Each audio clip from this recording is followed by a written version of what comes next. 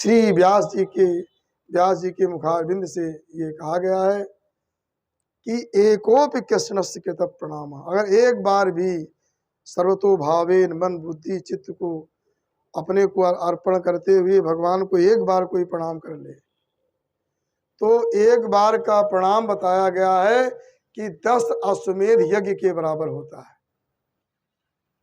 एक अश्वमेध यज्ञ 1 वर्ष लग जाता है तो 10 अश्वमेध यज्ञ के बराबर होता है। और उसके अश्वमेध यज्ञ के बाद एक अवभित स्नान होता है। अवभित स्नान भी कर ले तब उसके बराबर एक बार भगवान को प्रणाम करना और 10 अश्वमेध अवभित स्नान सहित बराबर कहे गए। फिर भी व्यास जी को संतोष नहीं हुआ। उन्होंने कहा नहीं कि 10 अश्वमेध यज्ञ करने वाले का दोबारा जन्म हो सकता है, लेकिन कृष्ण प्रणामी न पुनर्भवाय। भगवान श्री कृष्ण को जो एक बार प्रणाम कर लेता है उसका दोबारा जन्म नहीं होगा। वो उसके जो है वो भगवान के परम पद को प्राप्त कर लेता है। क्यों? ऐसा क्यों? इसलिए कहा गया कि यज्ञ में करने पर व्यक्ति को अहंकार आ जाता है, अहम भाव आ जाता है और अहम ही उसको नष्ट कर देता है। अहम भाव से ही व्यक्ति नष्ट होता है। अहम दिया, अहम बुद्धि जब तक रहेगी तब तक व्यक्ति अपने को कभी पहचान ही नहीं सकता है।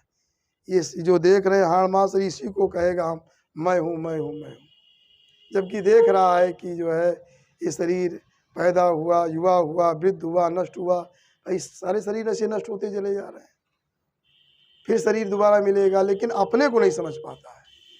तो भागवत कथा से है कि अपने को समझो मैं क्या हूँ, तब कल्याण होगा। इस प्रकार से श्री व्यास जी भगवान श्री कृष्ण के, राधा कृष्ण के जुगल चरणार बिंदों में प्रणाम करके आगे कथा सुनाते हैं महिमा भागवत की।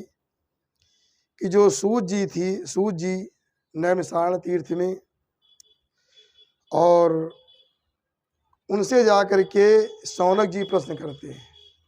तो सूत जी कैसे हैं? महामती है। सूत जी को कहा गया महामती। सूत जी जो थे ये अयोनिस थे। ये माता के गर्भ से नहीं उत्पन्न हुए। ये जो है राजा पृथु के यज्ञ में वहाँ से उत्पन्न हुए थे। यज्ञ में जहाँ पर सोमलता का रस निकाला जाता है उस स्थान को सूति कहते हैं। तो वहीं सूत्याम सूत समुत्पन्ना यज्ञ प्रथमे हनि। यज्ञ के प्रथम दिवस ही जहाँ सूती माने जहाँ सोमलता का रस निकाला जाता है उसी स्थान से सूजी प्रकट हो गए। इनको सूत कहा गया। सूती से उत्पन्न होने के नाते इनका नाम सूत हुआ। ये सूत जाति के नहीं थे। बहुत अज्ञानी लोग हैं, कथावाचक को नहीं जानते हैं, कहेंगे वो सूत जो है सूत जाति के थे। तो इस प्रकार से ये शुद्ध इनको ब्राह्मण माना गया, क्योंकि ये अयोनिज ये यज्ञ से प्रकट हुए।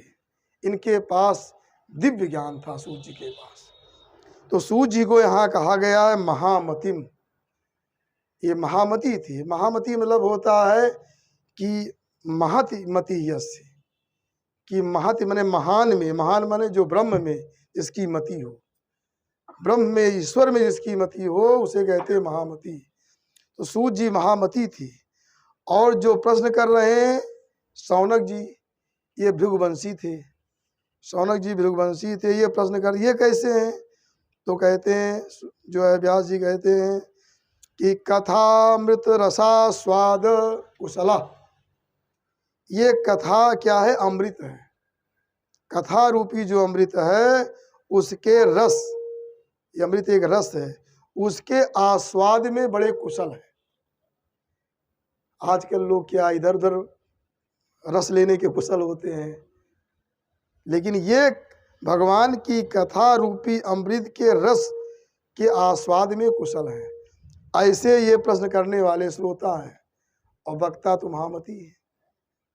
इसलिए दिव्य कथा। तो उन्होंने जो है शौनक जी ने पूछा कि ऐसा आप जो हैं अज्ञान रूपी जो महान अंधकार है, अज्ञान रूपी महान अंधकार को विध्वंस करने के लिए, नष्ट करने के लिए आप करोड़ों सूर्य के समान हैं, इसलिए अब हमको सुनाइए। सूत जी ने कहा क्या सुनना चाहते हो? कथा? कहने कथा तो बहुत सुन चुके हैं। शौनक जी ने कहा, शौनक जी मुखिया हैं, जो 88,000 ऋषिगण हैं उनके सबके मुखिया शौनक हैं। तो शौनक जी ने कहा कथा तो हम बहुत सुन चुके हैं, अब कथा नहीं सुनना। कहें तब क्या सुनाए? कहें कथा सारम, कथा का जो सार तत्व वो सुनाइए। जैसे कोई चीज़ का सार होता है, बहुत सारे पुष्प हैं सुगंधित हैं, उनका सार, उनका जो तत्व निकाला जाता है, जैसे इत्र, वो सार हो गया। तो वैसे कथा का सार सुनाइए हमको। तो भागवत जो है, कहने के भागवत जो है कथा का सार है। इतनी महाभारत जो है वो बहुत बड़ा ग्रंथ है, 1,00,000 श्लोकों का ग्रंथ है, और भी सारे पुराण है, इन सब का सार तत्व भागवत है। इसलिए मम कर्ण रसायनम, जो हमारे कर्णों के लिए औषधि हो। रसायन माने औषधि, ये जो ऐसी औषधि, जो कथा रूपी औषधि हमारे कान में जाए, कथा सार, जिससे ये जो है सारा अज्ञान ही समाप्त हो जाए। और जब अज्ञान समाप्त हो जाएगा तो जन्म और मरण का बंधन ही मुक्त हो जाएगा, फिर जो 84 लाख योनियां सब समाप्त। इसलिए मम कर्ण रसायनम, ऐसा हमको कथा का सार सुनाइए, ऐसा शौनक जी ने कहा। और ये भी कहा जिससे भक्ति ज्ञान विराग वैराग तीनों की वृद्धि हो, भक्ति ज्ञान और वैराग्य। और चौथा विवेक, विवेक की वृद्धि हो। विवेक कहते हैं कि सही गलत को पहचानना, सत असत को जानना, क्या शाश्वत है और कौन सी वस्तुएं नाशवान है। तो हम शाश्वत वस्तुओं से प्रेम करें जो सदैव रहने वाली हैं, और नश्वर से प्रेम करेंगे तो क्या होगा? उससे प्रेम करने से कष्ट मिलेगा भाई। उससे ज़्यादा, जिस वस्तु से ज़्यादा लगाव आप करेंगे, उस वस्तु से वियोग निश्चय होना है। जब वियोग होगा उतना ज़्यादा कष्ट होगा। इसलिए नश्वर वस्तुओं से ज़्यादा लगाव या आसक्ति नहीं रखना चाहिए। लगाव और प्रेम तो परमात्मा से रखना चाहिए। तो इसलिए विवेक कहते हैं जो सत असत को पहचान कर ले। तो शौनक जी ने कहा जिससे भक्ति ज्ञान वैराग्य और विवेक की वृद्धि हो, और मोह का निराकरण, मोह नष्ट हो जाए। हमारा जो मोह है, मोह क्या है? जो शरीर के प्रति आत्मभाव है कि शरीर मैं ही हूँ, और वस्तुओं के प्रति हमारी हमारी मैं हमारी, ये हमारा मोह नष्ट हो जाए। हाँ, और तीसरा बताया कि जिससे भगवान श्री कृष्ण की प्राप्ति हो, ऐसा उपाय हमको बताइए। इस प्रकार से क्यों? शौनक जी ने कहा अगर संसार में किसी को चिंतामणि, एक मणि होती है जिसका नाम चिंतामणि, अगर चिंतामणि किसी को प्राप्त हो जाए तो संसार की कोई वस्तु वो प्राप्त कर सकता है। उससे जो मांगेगा चिंतामणि उसको प्रदान कर देगी, संसार की कोई भी वस्तु। और अगर किसी को कल्प वृक्ष मिल जाए, वो स्वर्गलोक में होता है, वो स्वर्ग की संपदा दे देता है। लेकिन अगर गुरु प्रयच्छति गुरु प्रीतो वैकुंठम योगी दुर्लभम, अगर, क्योंकि जो कथावाचक व्यास होता है गुरु होता है। गुरु माने कैसो कहा गया है कि जो उपदिशति गुरु गृणाति उपदिशति, जो उपदेश करता है, कल्याण का उपदेश करता है, वही गुरु होता है।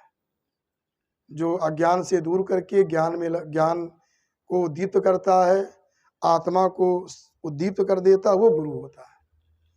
इसलिए शौनक जी ने सूत जी को गुरु कहा कि गुरु अगर प्रसन्न हो जाए तो बैकुंठ भगवान को ही दे देता है। चाहे कह दे बैकुंठ धाम को, अथवा बैकुंठ भगवान को ही प्रदान कर देता है गुरु। जो योग दुर्लभम, जो योगियों के लिए दुर्लभ है, योगी नहीं प्राप्त कर सकते हैं, वो कथा के माध्यम से गुरु अपने शिष्यों को प्रदान कर देता है। इस प्रकार से सूत जी ने कहा कि मैं उपाय बता रहा हूँ कि जब मन पवित्र हो जाता तभी व्यक्ति कल्याण हो सकता है। तो मन शुद्धि का उपाय मैं बता रहा हूँ, क्योंकि जब मन पवित्र होगा तभी ईश्वर की प्राप्ति हो सकती है। वेद में भी कहा गया है कि मन शैवानुद्रष्टव्यम, उस ईश्वर को आप मन के द्वारा ही प्राप्त कर सकते हैं। इसलिए मन को शुद्ध पवित्र करना होगा। तो मन को पवित्र करने का उपाय क्या है? कहा श्रीमद् भागवत कथा, ये कथा जो है इसके द्वारा मन प्रसन्न होगा। इस कथा की बहुत बड़ी महिमा है। सूत जी ने कहा कि जब श्री सुखदेव जी राजा परीक्षित को जब कथा सुनाने के लिए तत्पर हुए, उसी समय इंद्र देवता अपने अन्य देवताओं के साथ अमृत का कलश लेकर के पहुंच गए और जाकर के रख दिया सुखदेव जी के पास। कहा महाराज, ये परीक्षित अमृत तो चाहते हैं, तो मैं अमृत का कलश ले आया हूँ, इस अमृत को जो है राजा परीक्षित को पिला दो। क्योंकि देवता लोग अपने स्वार्थ भावना से आए थे, तो देवताओं ने कहा इसके बदले में जो इस कथा का जो कथामृत जो है, इसका जो फल है मुझको मिल जाए। कथामृत का फल हमको मिल जाए। स्वर्ग का अमृत दे दिया राजा परीक्षित के लिए। तो अब ये सोच लो कि स्वर्ग का अमृत ज्यादा श्रेष्ठ है कि कथामृत श्रेष्ठ है। इंद्र ने समझा कि ये कथामृत ज्यादा श्रेष्ठ है, वही हमारा स्वर्ग का अमृत जो है श्रेष्ठ नहीं है, इसलिए अमृत के बदले में कथामृत चाहते थे। क्यों? इस कथा में क्या विशेषता है और उस स्वर्ग के अमृत में क्या कमी है? तो विचार करेंगे तो कमी ये है कि देवता लोग जो हैं वो स्वर्ग का अमृत पीते रहते हैं, लेकिन क्या होता है, उससे उनका पुण्य क्षीण होता रहता है। उनका पुण्य क्षीण होता, लिखा क्षीणे पुण्य मर्त्य लोके विशंति। और इस कथा मृत को पीने से पुण्य बढ़ता है। दोनों में कितना अंतर हुआ? इस कथा मृत को पीने से पुण्य बढ़ता है, उस कथा को उस अमृत को पीने से पुण्य नाश होता है, शनै शनै पुण्य नष्ट हो जाता है, फिर स्वर्ग से वो व्यक्ति नीचे गिरा दिया जाता है। तो उस स्वर्ग के अमृत को पीने से व्यक्ति अंतिम में नीचे गिर जाता है, ऊंचाई मिलने के बाद नीचे आ जाता है, अधा पतन होता है। तो कोई ऊंचे से नीचे गिरा दिया जाए, कितना बड़ा कष्ट होता है। और इस कथा से ऊंचाई मिलती है। इस कथा सुनोगे तो ऊपर ऊंचाई मिलेगी, उस अमृत पीने से व्यक्ति नीचे गिरता है। ये कथा सुनना चाहिए। और क्या होता है, और बहुत सारे अंतर हैं। जैसे अगर स्वर्ग का अमृत क्या होता है, विषय भोग देता है, अनेक प्रकार के विषय अप्सराएं सब स्वर्ग में प्राप्त हैं, अनेक शारीरिक सुख वहाँ प्राप्त हैं। लेकिन कथामृत क्या परमानंद प्रदान करता है, आनंद की अब साक्षात भगवान विष्णु को भगवान को ही प्रदान कर देता है। इसलिए कथा की महिमा विशेष है। इसलिए इंद्र जो है अमृत का कलश लेकर सुखदेव जी के पास आए, निवेदन किया, लेकिन सुखदेव जी ने कहा नहीं, इंद्र को वहां से वापस कर दिया। कहा देखो, क्वा सुधा क्वा कथा लोके क्वा काचा क्वा मणिर महान ब्रह्मरा तो विचार्य एवं तदा देवान जहासः। ये जो है सुखदेव जी ने, इनका नाम ब्रह्मरात है, सुखदेव जी ने विचार किया कि ये तो क्वा सुधा क्वा कथा लोके, ये स्वर्ग का तुच्छ अमृत इस भागवती कथा के सामने क्या है, तुच्छ है, कुछ नहीं है। कैसे? जैसे कांच और मणि। कांच और मणि में क्या, मणि के सामने कांच क्या है। इसलिए उनका हंसी किया, हंसे और कहा जाओ वापस, ये तुमको कथामृत मिलने वाला नहीं, उसके अधिकारी नहीं हो, क्योंकि तुम्हारा तो भगवान से कोई लगाव नहीं, तुम्हारा तो अपना हमारा राज्य, हम और समय तक हम इंद्रासन पर बैठे रहें, तुमको तो स्वर्ग का सुख चाहिए, इंद्र की पदवी चाहिए, तुमको वो आत्मरस नहीं चाहिए, इसलिए ये कथा तुम्हारे योग्य नहीं है। और उन्होंने इंद्र को वापस कर दिया, नहीं दिया कथा हो। ऐसी ये कथा है। ये बताते हैं ब्रह्मा जी ने एक बार अन्य सभी साधनों को, पुण्यों को एक तराजू पर रखा और एक तराजू पर भागवत की महिमा को रखा और तौला, तो भागवत का जो तराजू जो पल्ला था वो भारी पड़ गया। इसलिए भागवत की बहुत बड़ी महिमा है। आगे एक बार की बात है कि जो बद्रीनाथ तीर्थ है, वहाँ पर ये जो चारों ऋषि हैं, सनक, सनंदन, सनातन, सनत कुमार, ये वहाँ पर भगवान नर नारायण वहाँ पर तप करते रहते हैं बद्री धाम में। तो उनसे सत्संग करने गए थे सनत कुमार जी, जो चारों कुमार हैं, ब्रह्मा जी के मानस पुत्र हैं, गए थे वहाँ पर। वहीं पर क्या देखा, नारद जी को देखा।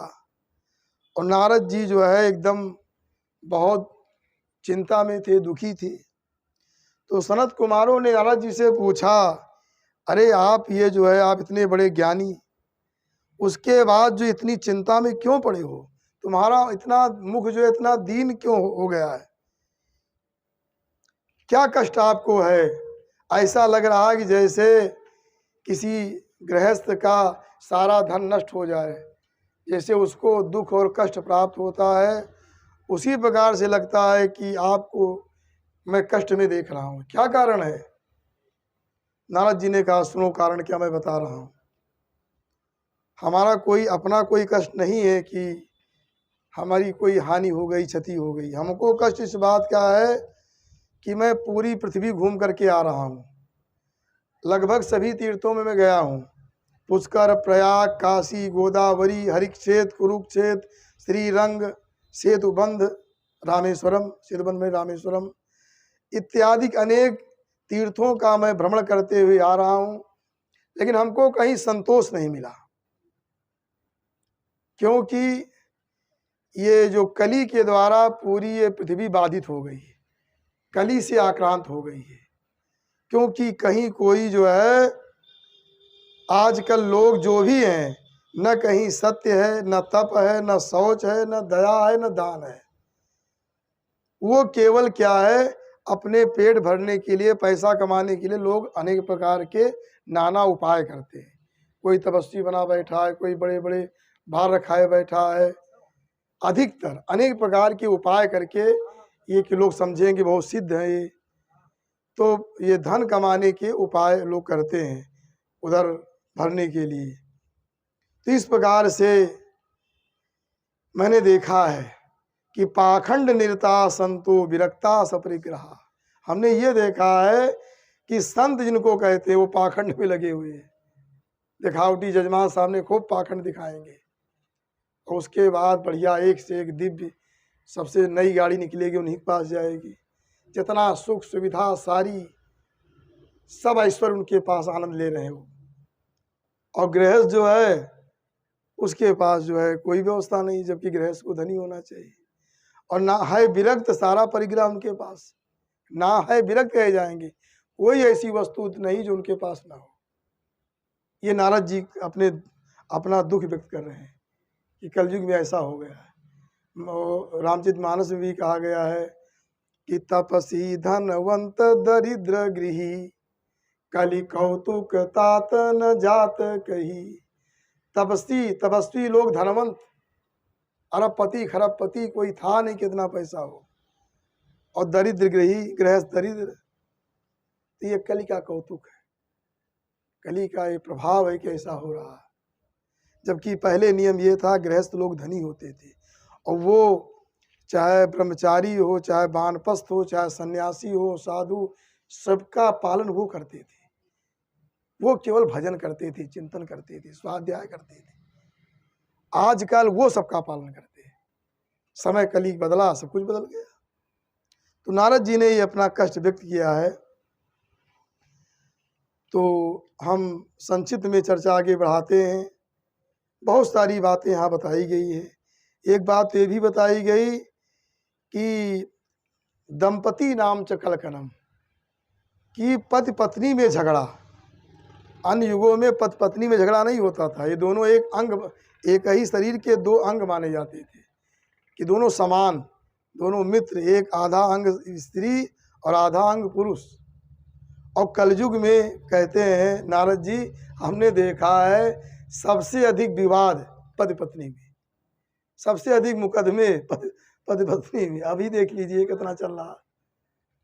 तो ये जबकि दोनों एक अंग माना गया, उसमें इतना विवाद कैसे पैदा हो गया? ये तो कहा गया है अपने ग्रंथों में कि नाना, मामा, ससुर और बहुत सारे गिनाए गए। इन सबसे बैर नहीं करना चाहिए। और पत्नी को नहीं गिनाया गया, पति पत्नी, क्योंकि वो तो एक ही है। और आजकल सबसे अधिक बैर पैदा हो गया। हाँ, जहाँ इसमें और इस प्रकार से, क्योंकि सब आजकल जो है एक तो ऐसे कानून बनते चले जा रहे हैं। अब ऐसा अपने देश में कानून बन गया अभी कुछ दिन पहले कि जो है अब पति भी स्वतंत्र है, पत्नी भी स्वतंत्र, व्यभिचार के लिए दोनों स्वतंत्र है। कोर्ट ने आदेश कर दिया। तो इस तरह के जो आदेश हो रहे हैं, इससे भी जो है नई जो पीढ़ी होती है उसमें ये दोष पैदा हो जाते हैं। और नई पीढ़ी में ज़्यादा हो ही रहे, पुराने में नहीं, नई पीढ़ी में ज़्यादा ये दोष पैदा हो रहे हैं, क्योंकि ऐसे ऐसे कानून बनते चले जा रहे हैं। और लोग कहते हैं रामराज आ गया। हाँ, बताइए इसको रामराज कहेंगे आप? समलैंगिक कानून लागू है। जो रामराज ला रहे हैं वो भी नहीं कहते हैं कि अब लोग क्या समझेंगे कि रामराज में समलैंगिक कानून रहा होगा तबे रामराज।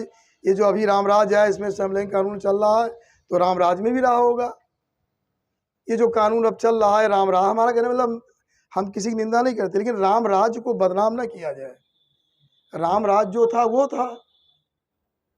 आजकल एक पशुवत कानून है, अंतरजातीय विवाह, ये भी एक पशुवत कानून है। ये शरीर को देख करके कानून बनाया गया है। हमारे यहाँ जो धर्मशास्त्र हैं उसमें जो है वो आत्मा को मान करके कानून बनाए जाते हैं कि इसको स्वर्ग जाएगा, नरक जाएगा, सारी चीज़ें बताई जाती। आजकल केवल इंद्रिय सुख भोगना है। इस प्रकार से जो रामराज नहीं कहना, रामराज का दूसरा स्वरूप है मानस। मानस तो सब लोग पढ़ते हैं, कोई नहीं जो न पढ़ता हो। मानस में लिखा हुआ है। पहले तो ये था समलैंगिक कानून में 7 वर्ष की सजा थी। अब क्या है, और मानस में लिखा गया है कि वर्णाश्रम निज निज धर्म और निरथ वेद पथ लोग और चलहि सदा पावहि सुख नहीं भय रोग न शोक। जहाँ पर वर्ण आश्रम के अनुसार सब लोग चलते थे, किसी कोई चिंता नहीं, और ना वहाँ भय था, ना रोग था, ना शोक था, तीनों में कुछ नहीं था। आज क्या है, क्योंकि अब सबको चिंता है। पहले था ब्राह्मण को कोई चिंता नहीं थी, हमारा बालक पैदा होगा, कर्मकांड कराएगा, यज्ञ कराएगा, पूजा पाठ कराएगा, उपदेश करेगा, उसकी जीविका निर्धारित थी, कुछ सोचना नहीं था। क्षत्रिय थे, उनकी जीविका निर्धारित थी कि भाई हमारा वो पुलिस बनेगा, मिलिट्री में जाएगा, देश की रक्षा करेगा, उनकी जीविका निश्चित थी। वैश्य लोग जीविका निश्चित थी, हमारा लड़का व्यापार करेगा। चौथे वर्ण भाई चाहे बढ़ाई हो, चाहे जितने ये सेवा कार्य हैं सब उनके हाथ में थे। ना वो अपना बाल बनाएगा, बढ़ाई अपना ये बनाएगा, और मकान बने मकान बनाएंगे, सबके काम बटे थे।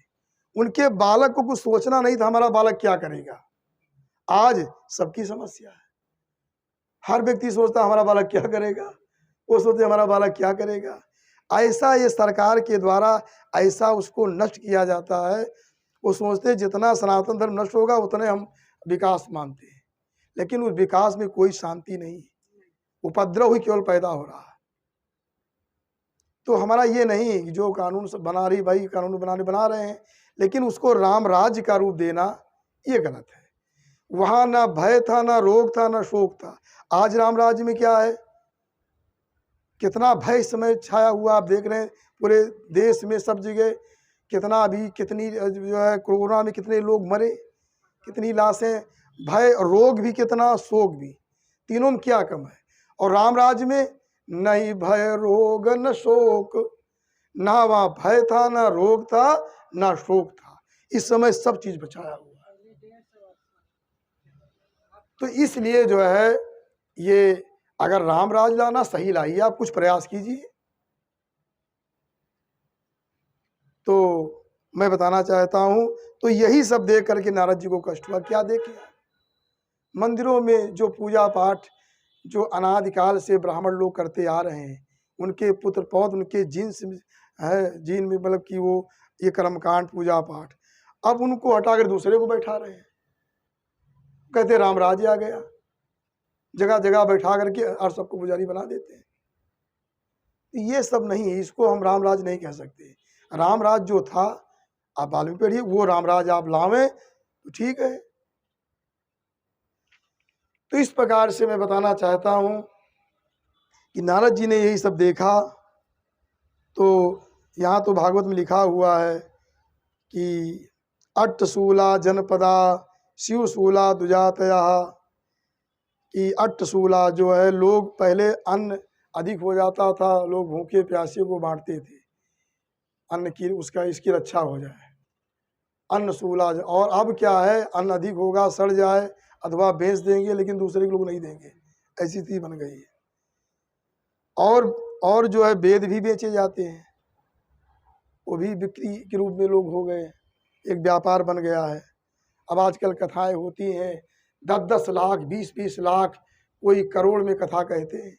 उमा होता क्या है, केवल संगीत, 2-4 शब्द बोल दिए, बाकी पूरा गा करके सारी कथा हो गई, और लोग जो है करोड़ों रुपया खर्चा कर देते हैं। आजकल भागवत कथा तो बड़ी मुश्किल है कि कहीं कथा हो जाए, एक श्लोक, कोई जो एक श्लोक नहीं पढ़ सकते हैं वो निरंतर उनकी कथा चलती रहती है। हम तो कहते हैं ऐसी कथाओं को ये कहना चाहिए साप्ताहिक संगीत कार्यक्रम, उसमें भागवत या रामायण का नाम नहीं देना चाहिए। भाई संगीत हो रहा, संगीत कार्यक्रम आप सुन रहे हैं। तो इस प्रकार से हम ज़्यादा चर्चा नहीं करेंगे। नारद जी ने सनकादिकों को बहुत सारी बातें बताई। उसके बाद कहा, एक बार हमने देखा, कहा जो वृंदावन में, वहाँ हमने एक बड़ा आश्चर्य देखा, यमुना के तट पर, जहाँ भगवान श्री कृष्ण की दिव्य लीला संपन्न हुई है। वहाँ हमको एक आश्चर्य दिखाई पड़ा कि 2 वृद्ध जो हैं वो अचेत पड़े हुए हैं, केवल श्वास ले रहे हैं, लंबी लंबी श्वास ले रहे हैं। 2 वृद्ध अचेत पड़े हुए हैं, और एक जो है तरुणी स्त्री जो है वहाँ बैठी हुई है और विलाप कर रही, वहाँ बैठकर रो रही है, अपने उनको हाथ सहला रही है दोनों को, दोनों वृद्धों को, और वो तरुणी विलाप कर रही है, रो रही है। उसके साथ और सारी स्त्रियां बैठी हुई वहाँ पर। इस दृश्य को देखा, नारद जी ने कहा, ये क्या, इतनी स्त्रियां क्यों बैठी? सब जो हैं भक्ति को विजन कर रही हैं, भक्ति की सेवा में लगी, वो मतलब वो जो तरुणी स्त्री की सेवा में सब लगी हुई है। इस प्रकार से उस समय नारद जी जब उधर से निकल रहे थे, उस तरुणी स्त्री ने नारद जी को पुकारा, कहा, हे राजन, हे साधु, भो भो साधु क्षणम तिष्ठ मत चिंताम पिनाशे। हे साधु, एक क्षण के लिए यहाँ रुक जाइए, और क्योंकि आप हमारी चिंता को नष्ट कर दीजिए। क्योंकि ऐसे महान पुरुषों, साधु माने होता है सज्जन, सत्कर्म करने वाले, परमात्म चिंतन करने वालों को साधु कहा गया। ये कोई नहीं कि जो विरक्त हो गया वही साधु, गृहस्थ भी साधु हो। गृहस्थ जो सत्कर्म करने वाला कोई भी हो, चाहे गृहस्थ हो चाहे विरक्त हो, साधु है। यहाँ भरत जी को साधु कहा गया। हाँ, तो इसलिए हाँ, सत्कर्म करने वाला साधु है और दुष्कर्म करने वाला असाधु, चाहे वो जिस रूप में विरक्त हो चाहे गृहस्थ हो। अगर वो दुष्कृत कर्म कर रहा है वो असाधु है, वो साधु नहीं है, चाहे भेष भले बनाए हो। और सत्कर्म करने वाला साधु है। तो इसलिए है, ऐसे आप साधु हैं, आपके दर्शन से हमारे जो है सारे पाप नष्ट हो जाएंगे, लोग के सारे पाप नष्ट हो जाते हैं। जो वास्तविक साधु हैं उनके दर्शन से पाप नष्ट हो जाते हैं। इस प्रकार से नारद जी रुक गए और पूछा कि भाई आप कौन हैं, और ये जो दोनों वृद्ध परे ये दोनों कौन हैं, आपके साथ बहुत सारी स्त्रियां, ये सब कौन है? ऐसा नारद जी ने पूछा उससे। उस युवती स्त्री ने कहा, देखो मेरा नाम है भक्ति, मैं भक्ति हूँ। और ये दोनों जो वृद्ध रूप में पड़े हमारे दोनों पुत्र हैं, एक का नाम है ज्ञान, दूसरे का नाम है वैराग्य। ये दोनों जर्जर अवस्था को प्राप्त हो गए। काल ऐसा समय आया कि दोनों वृद्ध हो गए, मैं युवती हूँ। जिसके पुत्र दोनों जर्जर अवस्था को प्राप्त हो जाएं, वो स्त्री कैसे प्रसन्न रह सकती है? इसलिए मुझे बड़ा दुख है, मैं रोदन कर रही हूँ। क्योंकि कलयुग में लोग भक्ति तो करेंगे, लेकिन उनको न ज्ञान चाहिए न वैराग चाहिए, तो भक्ति रोएगी।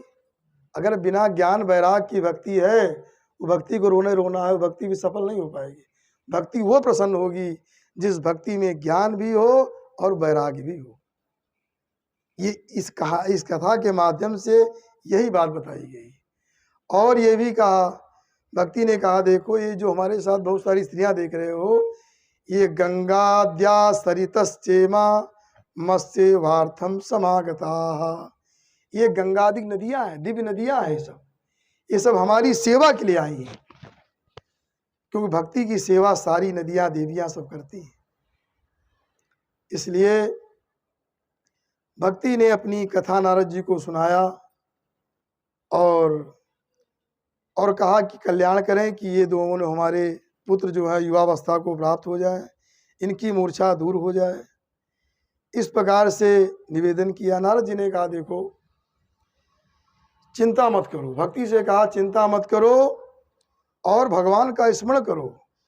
ना विषादस्त्वया कार्यो हरि समते करिष्यति।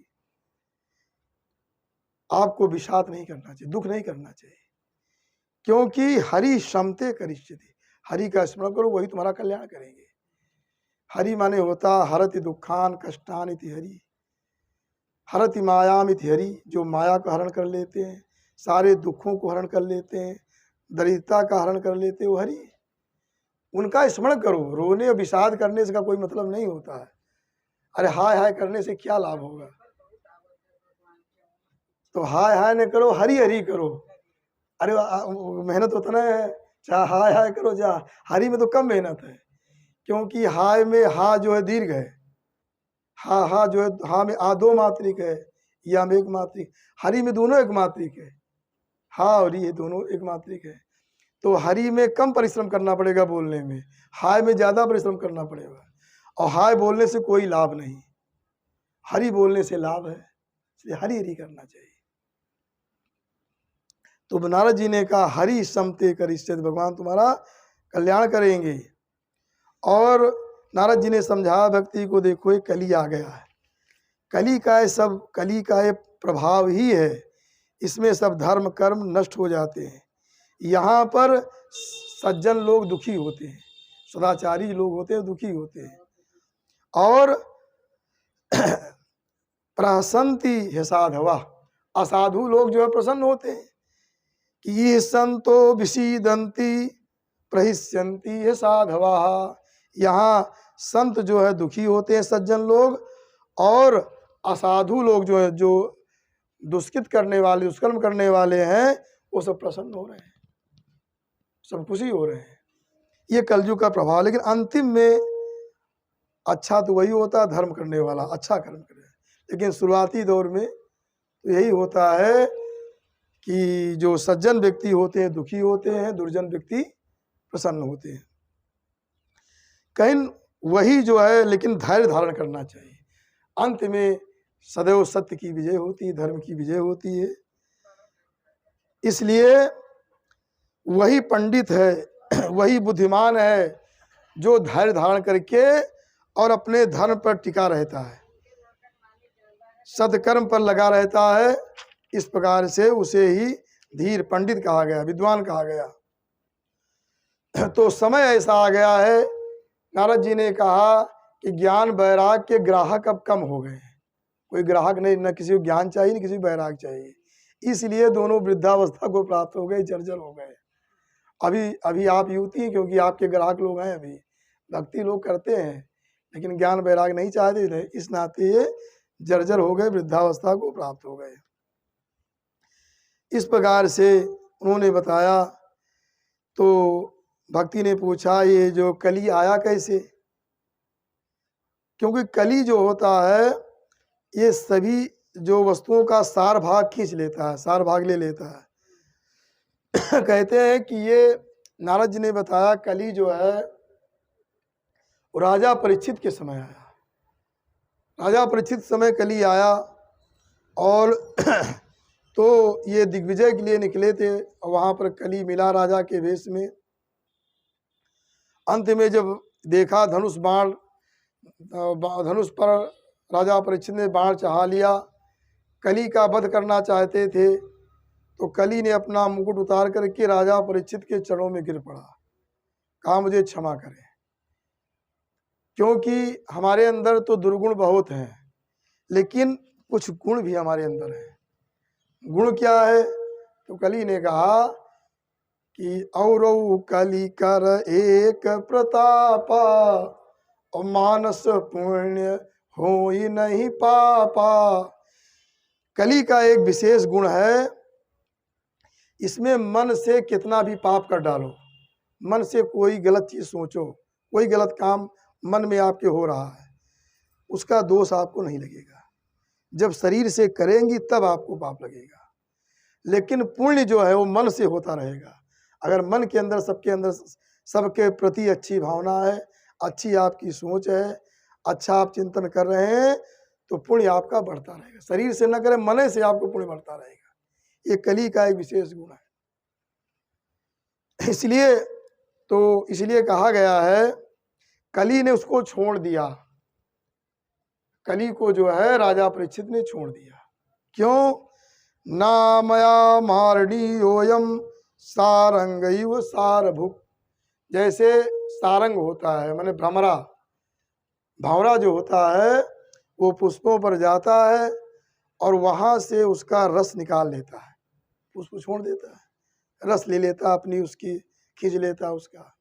और उसी प्रकार से राजा परीक्षित ने उसके अंदर जो कली के अंदर एक सार गुण देखा, इसमें मानस पुण्य होगा, मन में सोचने से पुण्य हो जाए और मन से पाप नहीं माना जाएगा।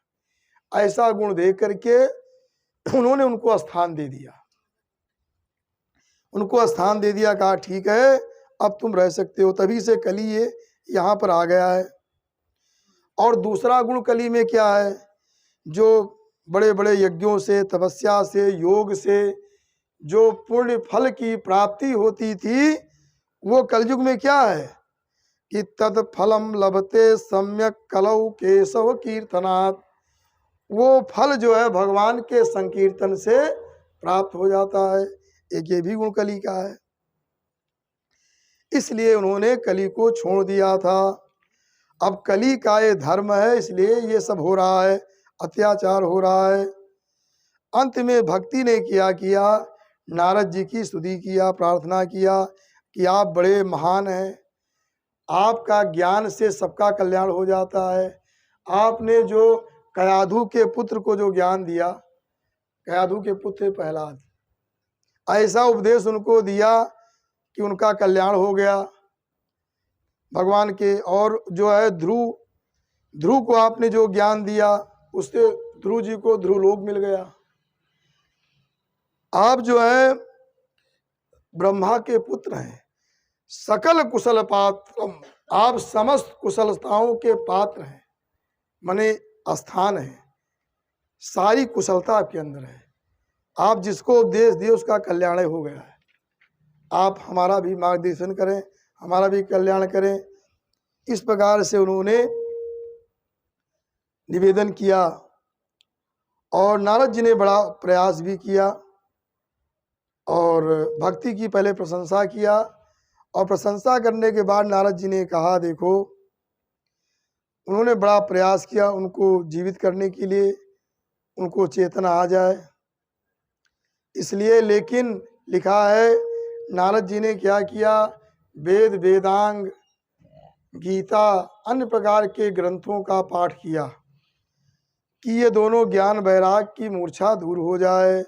लिखा हुआ है कि मुखम संयोज्य करणांते शब्द मुच्चै समुच्चरन ज्ञान प्रबुद्धताम शीघ्रम रे वैराग्य प्रबुद्धताम।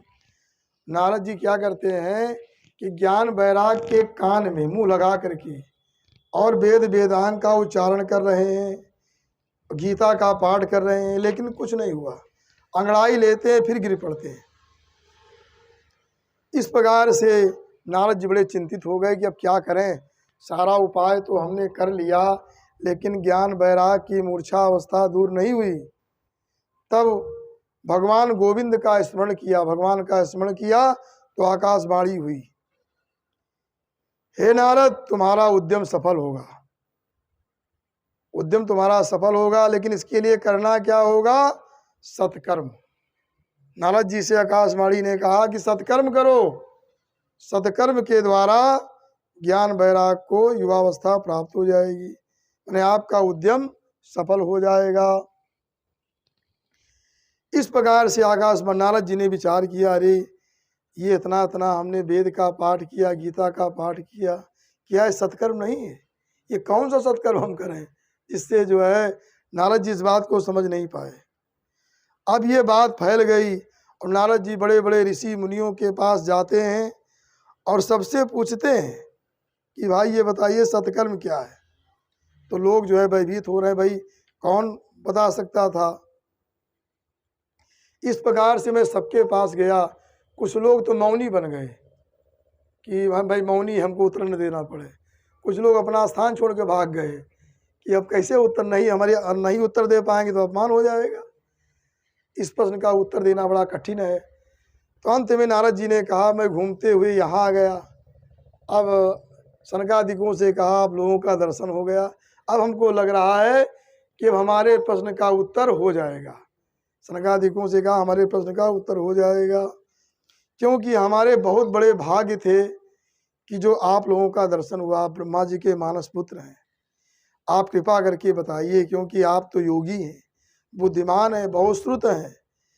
देखने में केवल आप 5 वर्ष के, ये सनकादिक लोग 5 वर्ष के रहते हैं, बिल्कुल वैसे बालक का स्वरूप रहता है, और हैं बहुत पुराने। ब्रह्मा जी के सबसे पहले यही उत्पन्न हुए। ये पूर्वजों के भी पूर्वज हैं, लेकिन रहते हैं 5 वर्ष के। इस प्रकार से आप निरंतर वैकुंठ में जाते रहते हैं, भगवान के कीर्तन में तत्पर रहते हैं, भगवान के लीला अमृत रस को पी करके सदैव उन्मत्त रहते हैं। और इस प्रकार से आपका जीवन कथा है, आपके मुख से निरंतर निकलता रहता है, हरि शरणम हरि शरणम। ये सनकादिकों का मंत्र है कि हरि शरणम।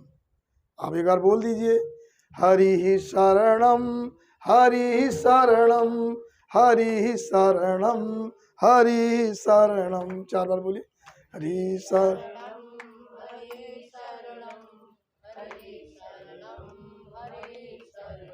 हरि शरणम हरि शरणम हरि शरणम हरि शरणम।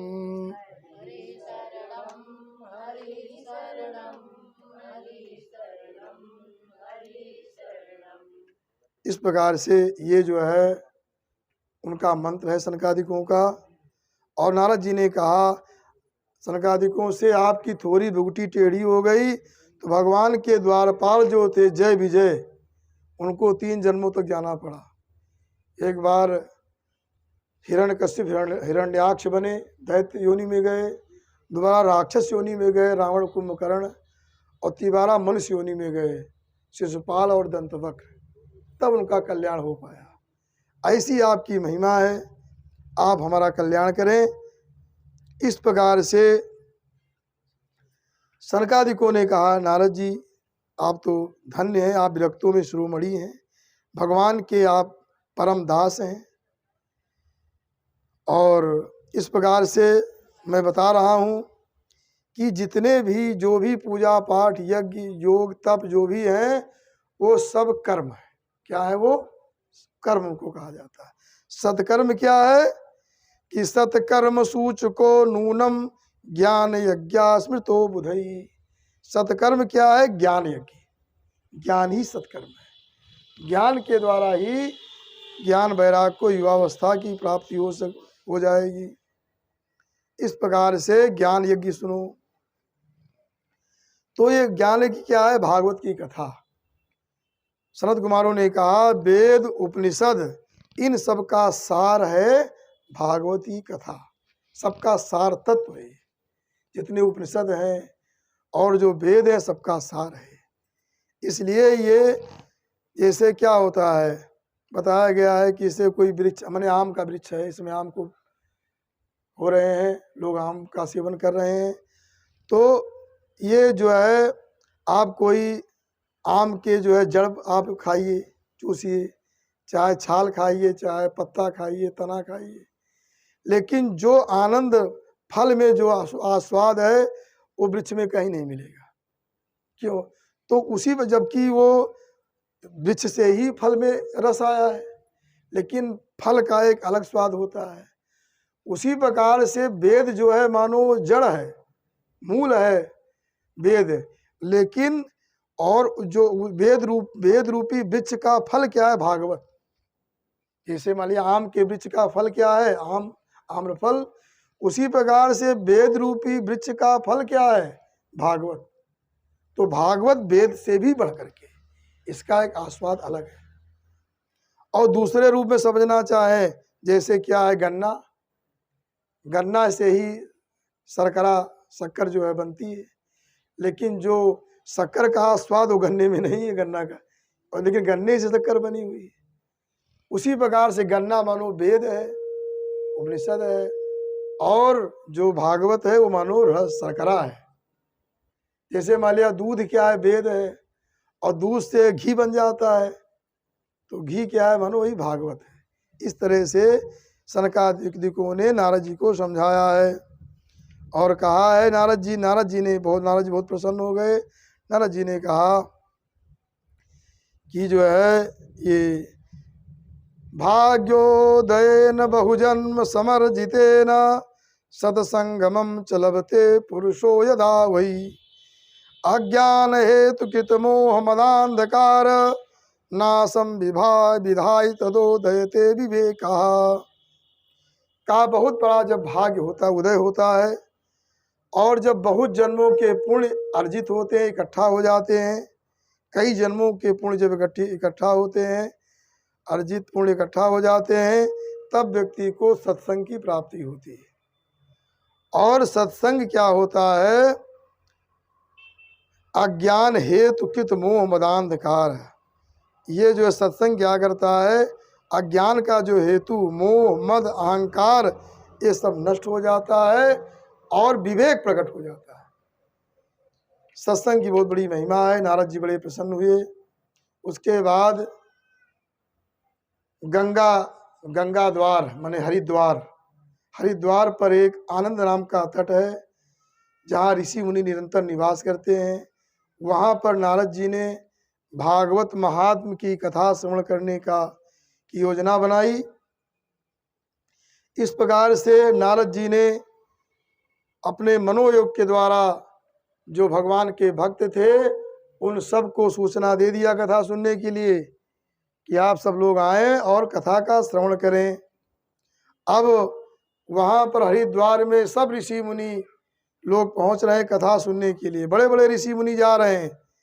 कुछ ऋषियों के नाम यहाँ गिनाए गए हैं जिनको सुनने से भी कर्ण पवित्र हो जाते हैं।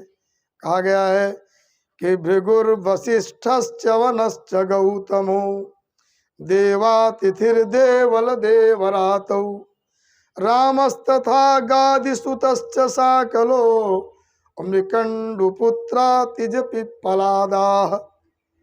ये सब भृगुर वशिष्ठ च्यवन गौतम मेधातिथि देवल देवरात और भगवान परशुराम जी, गाधी के पुत्र विश्वामित्र, साकल मृकंड पुत्र अत्रि के पुत्र दुर्वासा, पिप्पलाद, योगेश्वर, व्यास, पराशर, छाया, सुख, जाजल आदि बड़े बड़े ये ऋषि मुनि सब जा रहे हैं कथा सुनने के लिए। अकेले नहीं, कहा गया है सर्वेप्यमी मुनिगणा सह पुत्र शिष्या। ये सब ऋषि मुनि अपने पुत्र और शिष्यों के साथ जा रहे हैं कथा सुनने। सबको लेकर चलना चाहिए, अकेले नहीं। लेकिन आजकल लोग तो कथा में अकेले सुनते हैं, कहते हैं हम बुजुर्ग हमको सुनने दीजिए, अभी तुम चक्कर में से मत पड़ो, ऐसा लोग कहते हैं। लेकिन कथा से जीवन का निर्माण होता है। और स्वस्त्री भी लिखा है, ऋषि लोग अपनी स्त्रियों के साथ सब आ रहे हैं कथा सुनने के लिए। और वहाँ पर वेदांत 17 पुराण, 6 शास्त्र, गंगादिक नदियाँ, पुष्करादि तीर्थ, सारे दिव्य क्षेत्र, दंडकादि वन, बड़े जो दिव्य पर्वत, देव गंधर्व दानव, ये सब जो है मनुष्य का भेष बना करके यादृश रूप से वहां पहुंच रहे हैं। इसलिए कहते हैं लोग तीर्थ यात्रा अनंत तीर्थ हैं, अनंत नदियां हैं, अनंत पुण्य क्षेत्र हैं। व्यक्ति सब क्षेत्रों का भ्रमण कैसे कर सकता है? नहीं कर सकता है। इसलिए अंतिम में श्रीमद् भागवत कथा का श्रवण किया जाता है, यहाँ पर सारे तीर्थ आ जाते हैं, सारी नदियाँ, सारे पर्वत सब इकट्ठा, सारे देवता सब इकट्ठा हो जाते हैं। इसलिए सबके बाद भागवत की कथा सुनी जाती है कि हमारी जो तीर्थ छूट गए हैं वो सारे तीर्थ पूरे हो जाएं। और श्रीमद् भागवत कथा श्रवण करने से तीर्थ सब पूरे हो जाते हैं। इस प्रकार से सब वहाँ पहुँच गए। और उसके बाद जो है सनत कुमारों ने जो है भागवत की महिमा बताई। कहा देखो वेद माने ओंकार और वेद, जो गायत्री, पुरुष सूक्त और वेदत्रयी मैंने वही जो बताया, भागवत, द्वादशाक्षर मंत्र और द्वादशात्मा सूर्य, प्रयाग और संवत्सरात्मक काल, ब्राह्मण, अग्निहोत्र, सुरभि, गऊ मैंने गाय, द्वादशी तिथि, तुलसी, बसंत, ये सब और भगवान नारायण, इन सबको समान बताया गया है। सब में भगवान को देखना चाहिए। एते साम तत्वता प्राज्ञैर पृथक भाव इस्यते न पृथक भाव इस्यते। इनमें पृथक भाव नहीं रखना चाहिए, इनमें सब में भगवत भाव होना चाहिए, समान देखना चाहिए। इस प्रकार से ऐसा बताया गया है। और यहाँ बताया गया है कि भगवान को भागवत ग्रंथ का दान करना चाहिए, उसका बहुत बड़ा महत्व होता है। अंतिम में सनकादिकों ने कहा जिसका पूरा जीवन बीत गया और अपना चित्र एकाग्र करके सुख शास्त्र कथा न पीता, जो सुखदेव जी ने राजा परीक्षित को जो कथा सुनाई थी उस कथा का पान नहीं किया। कथा पी जाती है, ये कान रूपी दोना है, दोनों में रखो अंदर चला जाए, ये कान से कथा पी जाती है। कथा को पीना चाहिए, सुनना नहीं, सुन करके इधर सुने इधर से निकाल दिए। और पीने का मतलब हृदय में उतारो, पीने का भाव है कथा सुनो, हृदय में उतारो उसको। तो इस प्रकार से कथा को जो नहीं पिया है वो क्या है, सठ है, वो चांडाल के समान है, वो गधे के समान है।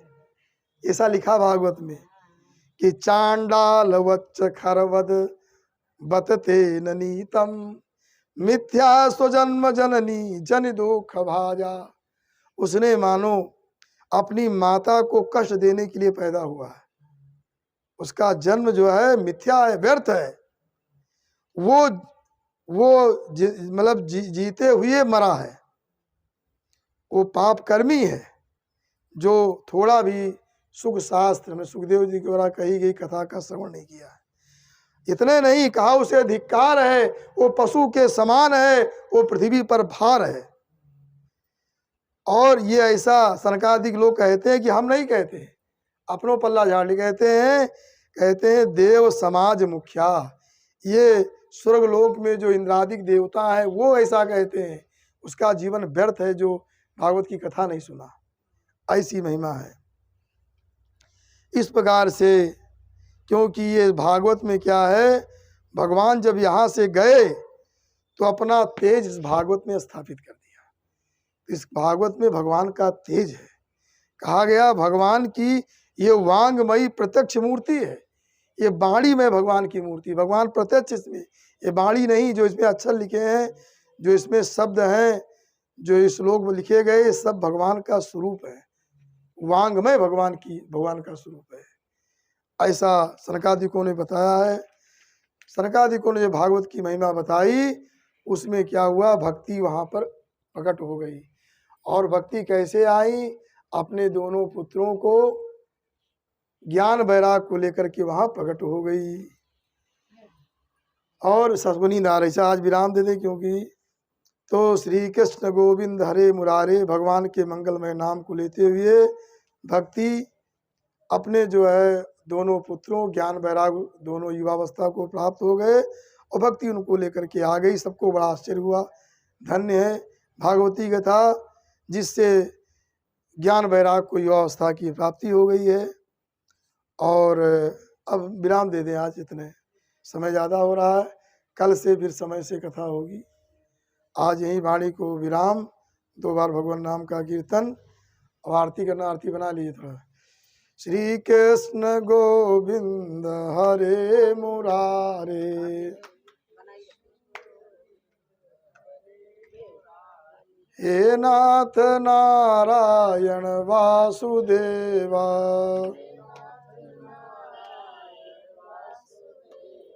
श्री कृष्ण गोविंद हरे मुरारे,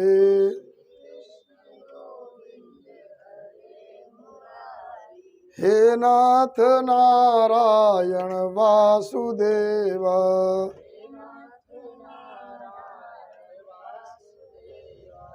हे नाथ नारायण वासुदेवा,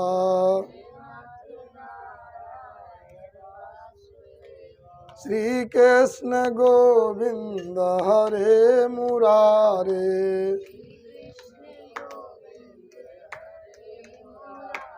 हे नाथ नारायण वासुदेवा।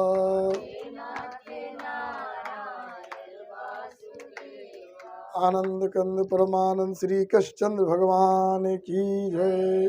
श्री लक्ष्मी नारायण भगवान की जय। श्री सुखदेव भगवान की, श्री व्यास भगवान की जय। श्रीमद्भागवत महापुराण की, सपरशुराम शिव पंचायतन देवताओं की, समस्त आवाहित देवताओं की, कुल देव भगवान की, ग्राम देव भगवान की, स्थान देव भगवान की,